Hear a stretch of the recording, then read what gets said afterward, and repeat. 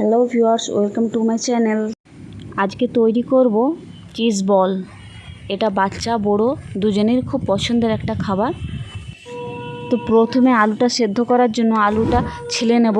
এখানে আমার মতো আমি 3টে আলু নিয়েছি, আপনারা চাইলে কম বা বেশি নিতে পারেন।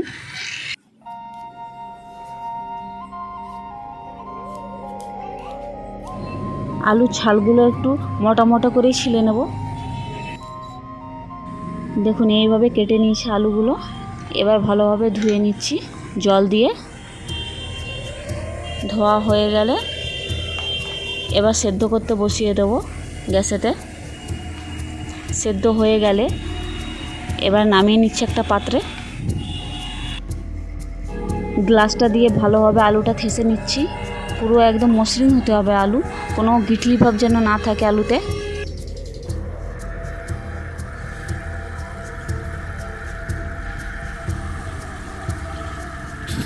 গ্লাস থেকে ছানা হয়ে গেছে। এবার আমি হাত থেকে একটু দলা পাকিয়ে নিচ্ছি এইভাবে করে।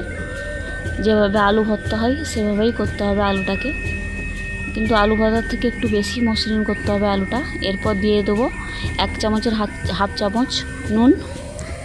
আবারও থাসবো, সব আলুতে ভালোভাবে মিক্স করব। এবারে দিয়ে দিচ্ছি ধনেপাতা কুচি আর লঙ্কা কুচি, একসঙ্গেই মিশিয়ে নেব ভালোভাবে। ফুচকার আলু যেভাবে হয় সেভাবে মেশাতে হবে।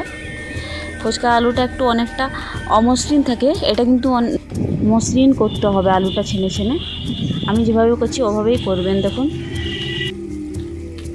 এবার মিক্সিতে গুঁড়ো করে নেব ব্রেড ক্রাম্বসগুলো।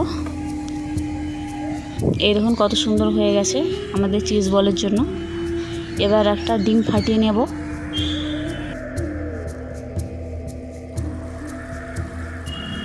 অল্প করে দিচ্ছি নুন,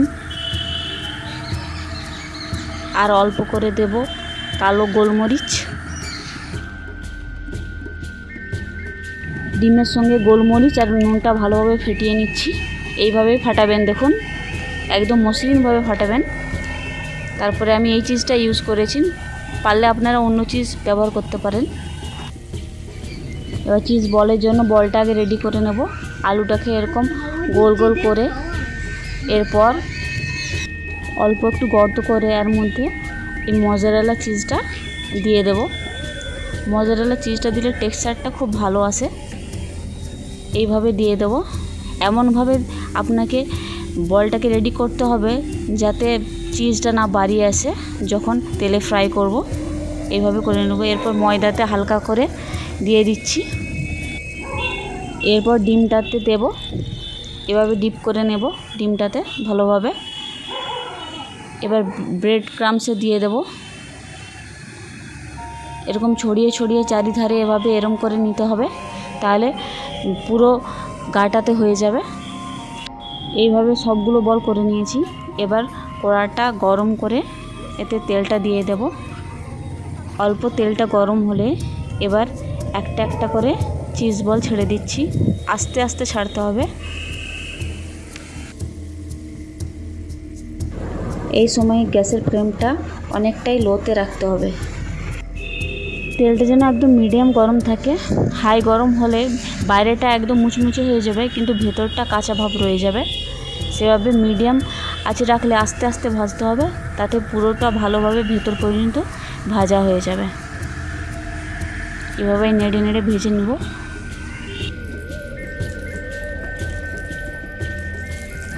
অল্প একটু ভাজা হয়ে গেলে কাঁটা চামচ দিয়ে একটু গেঁথে দিচ্ছি, যাতে ভেতর পর্যন্ত ভালোভাবে ভাজা হয়ে যায়।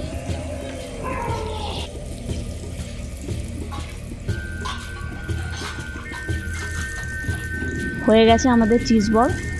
এবার একটা একটা তুলে নেব পাত্রেতে।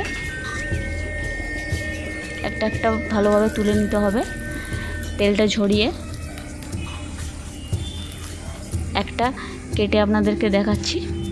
দেখুন কত সুন্দর হয়েছে, একদম চিজি বল, খেতেও অসাধারণ। আর একটা দেখাচ্ছি আপনাদেরকে। এই দেখুন কত সুন্দর হয়েছে, দেখতে পাচ্ছেন? এইভাবেই করতে হবে চিজ বল, তাহলে খেতে অপূর্ব লাগবে। আমার রেসিপি যদি আপনাদের ভালো লেগে থাকে লাইক শেয়ার অ্যান্ড সাবস্ক্রাইব করে দিবেন। আর থ্যাংক ইউ সবাইকে আমার পুরো ভিডিওটা দেখার জন্য।